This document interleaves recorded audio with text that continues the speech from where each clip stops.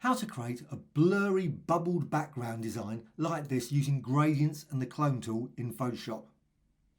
Let's just clear it. Just go to Edit and Fill. And I'm going to go with a black background. White, black, whatever, but just get rid of that design. What I need to do is create a copy of this document, exactly the same proportions, exactly the same size. So Image and Duplicate. So Image and Duplicate, and now you've got a second one exactly same size. So now I'm going to add a gradient to this. Just go over here to the gradient tool. It's the gradient tool, and I'm going to select gradient from here. You can select any of them. You can also create your own very quickly. Just click there, and I think this is quite a nice one. It creates a nice globe effect. Just go with the blue, yellow, the stops, and you can add stops, remove. Please check out my videos on how to do that, and also white for highlight, and click OK. However, go over here, selection tool, elliptical marquee tool, and just create a selection. With that selection, would be okay. I could add a gradient at this point. However, it's probably better to add it as a layer. So I've created quite a big design, so it's fairly filling the whole thing.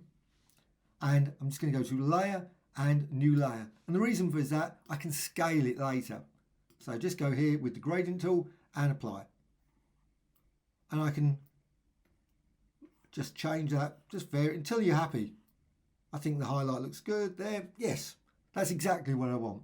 So select and deselect. So now you've got your globe design, and it's also on a layer. So you can resize it. Also, if you want, simply go to Layer and you can turn it into a smart object. That's another option as well, convert to smart object. And as a smart object, you can go to Filter and down to Blur and Gaussian Blur. And just add a very subtle blur, 10, whatever, pixels. Click OK. I just want nice blurriness to it. Now, go over here to the clone stamp tool, select that. With that selected, however, you can't actually apply to it. It's a smart object. You can't apply brushes, but you can still reference.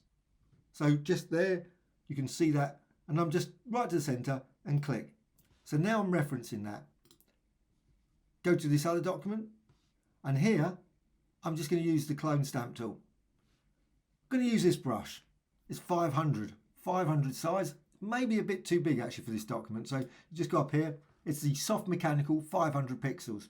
You could use any of the others. Doesn't matter. Just for this one, I'm just using that. And just reduce the size down a bit. Make certain this aligned is turned off. That's a key thing. And apply.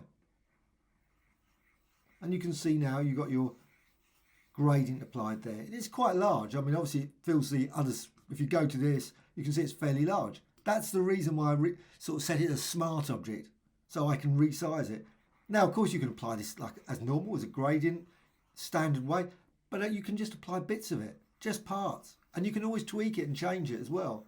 Just go back to this document. If you think, you know what, that's a bit too big, you can resize it, rotate it, and got a slightly smaller design there. And again, unfortunately, you've got to set a clone source because I've probably moved it a bit. So let's just go for clone source, clone stamp tool again. Make certain you hold down the Alt or Option key and click.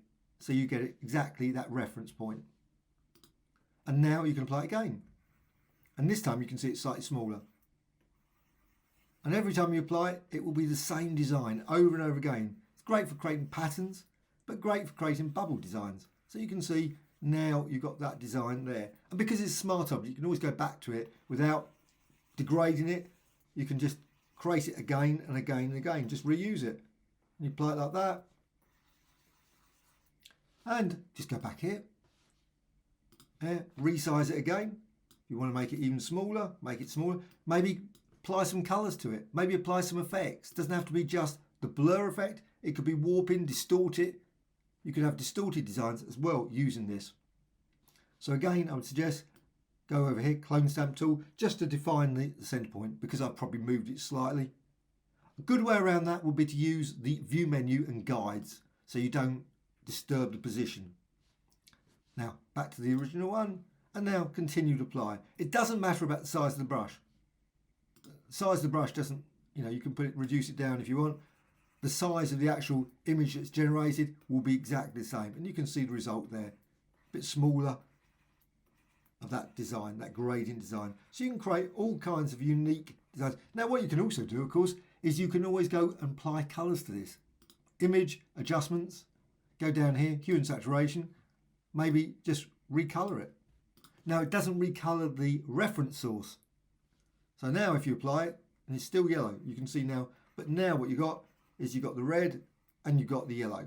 And you can add that like that to create all kinds of slightly blurry, but it doesn't have to be blurry. You could make it sharp as well. The blur can be removed just as easy and resized again and again and again.